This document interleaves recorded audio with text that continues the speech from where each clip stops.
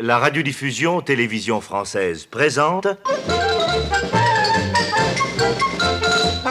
Les aventures de Tintin d'après Hergé, un feuilleton radiophonique de Nicole Strauss et Jacques Langeais, réalisé par René Villemet.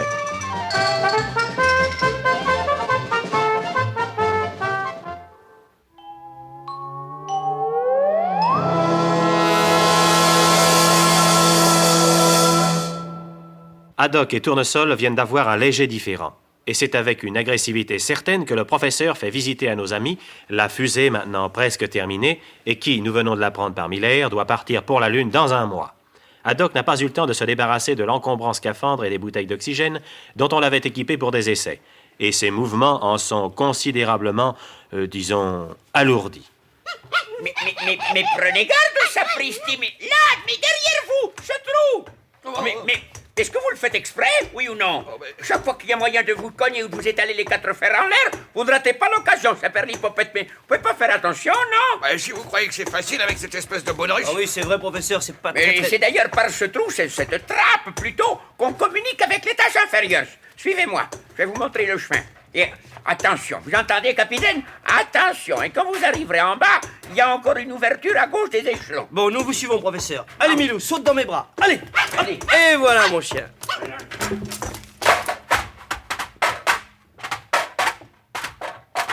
Voilà, nous y sommes. Ne bouge pas, Milou, ne bouge pas, plus que 3 échelons.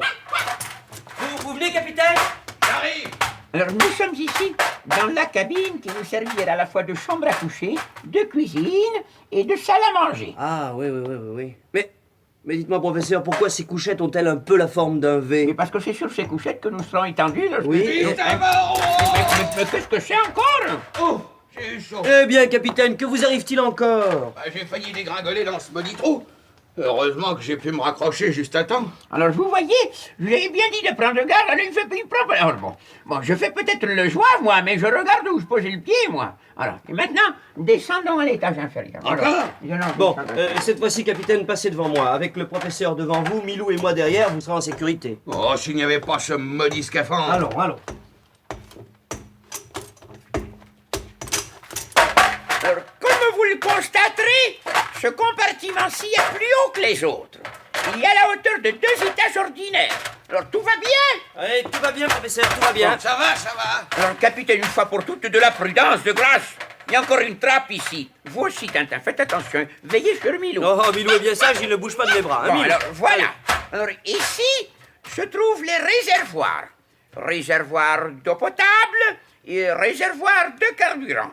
Ces derniers sont destinés à alimenter le moteur auxiliaire, qui, vous le savez, devra fonctionner au départ et à l'arrivée. Ah, c'est ça, comme la XFLR 6.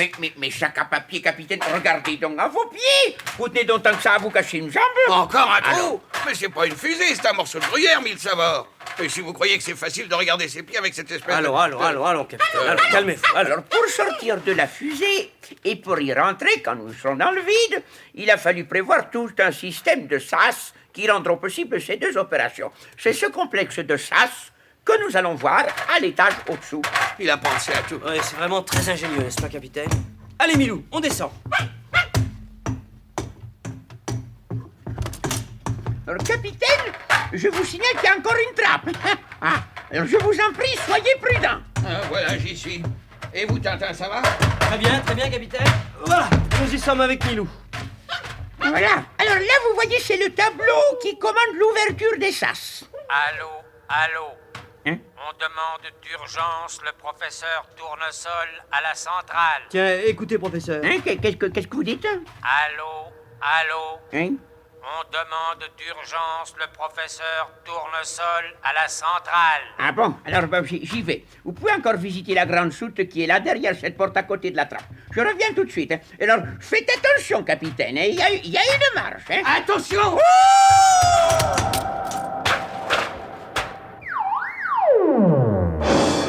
Catastrophe. Le professeur Tournesol, qui, la tête tournée vers Haddock, lui faisait ses dernières recommandations, n'a pas vu la trappe ouverte, béante, juste à côté de la porte. Cette même trappe qu'il a fait éviter à Haddock tout à l'heure. Tombé au fond du trou en chute libre, son cornet acoustique d'un côté, ses lunettes de l'autre, Tournesol est assis par terre et se tient la tête. Oui, Oh ouais. Dieu soit loué, il n'est pas mort. Je descends. Bon, reste ici, Milou, nous revenons tout de suite. Ah. Oh, mon Dieu. Pauvre monsieur Tournesol. Rien de cassé, au moins? Attendez. Attendez, je vais vous aider à vous relever. Là, accrochez-vous à mon bras. Allez, voilà. Qu'est-ce qui vous est arrivé, Mille Sabords? Voici vos lunettes, professeur. Tenez, vous avez mal? Hein? Oh, mais merci, merci bien. Quand on se mêle de prêcher la prudence aux autres, on commence par regarder soi-même où l'on pose les pieds, espèce de cornichon. Encore une chance que vous soyez entier. Hein? Qui êtes-vous? Que signifie ce ridicule accoutrement? Ce ridicule accoutrement. Oh, mais dites donc, ne recommencez pas à faire le soir. Capitaine, attention. C'est-à-dire, n'essayez pas de vous payer ma tête. Voilà. Ça suffit comme ça. Professeur! Professeur! Ah, je vous trouve enfin, professeur. Mais quel est cet homme? Eh bien, c'est du joli, professeur. Un homme sérieux comme vous se conduire de cette façon, c'est inimaginable. Vous avez failli causer 10 accidents. Mais quelle mouche vous a donc piqué? Hein? Je ne comprends pas que me voulez-vous? Et où sommes-nous? Quoi? Oui, nous sommes. Mais 1000 millions de Mille Sabords, vous le savez mieux que nous sommes espèce d'anacolutes. Mais voyons, professeur. Professeur, souvenez-vous. Vous étiez en train de nous faire visiter votre fusée lunaire. Allons. Professeur! Professeur, vous étiez... Mais,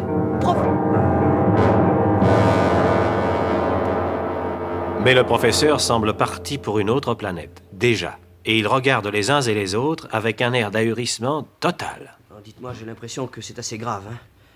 Je crains qu'il soit frappé d'amnésie. En tout cas, il faut le ramener immédiatement à l'usine et prévenir d'urgence Monsieur Baxter.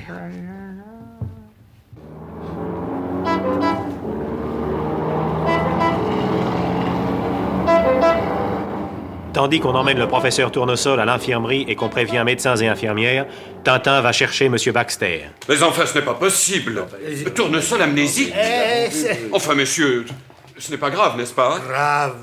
Vous allez nous le guérir. Guérir. Voyons, docteur Rotule. Et vous, docteur Schwartz? Difficile à dire. Nous ne pouvons pas nous prononcer si vite, il faut attendre. Bien sûr, son état peut s'améliorer.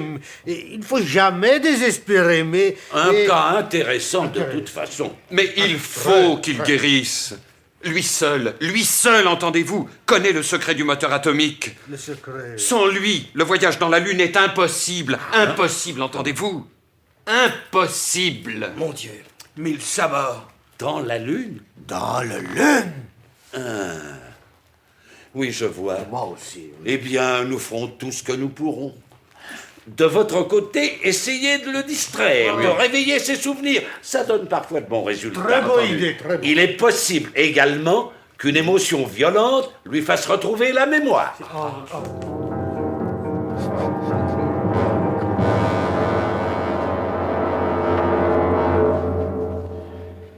Hélas, on ne peut qu'espérer. Mais la barbe et la moustache rousse du docteur Rotule cachent un visage bien sceptique. Quant au docteur Schwartz, il réfléchit profondément en caressant son collier de barbe noire. Ses yeux, derrière les lunettes fumées, sont inquiets. Haddock, Tintin et M. Baxter, eux, sont atterrés.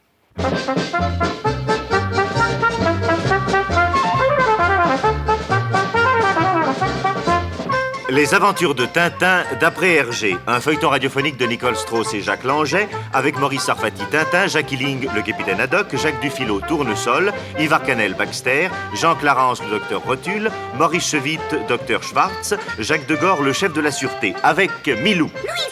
Chef opérateur du son Jean Jusfang, bruitage et effets sonores Joël Noël, musique originale de Vincent Vial, assistante Michel Pietri, réalisation René Villemet.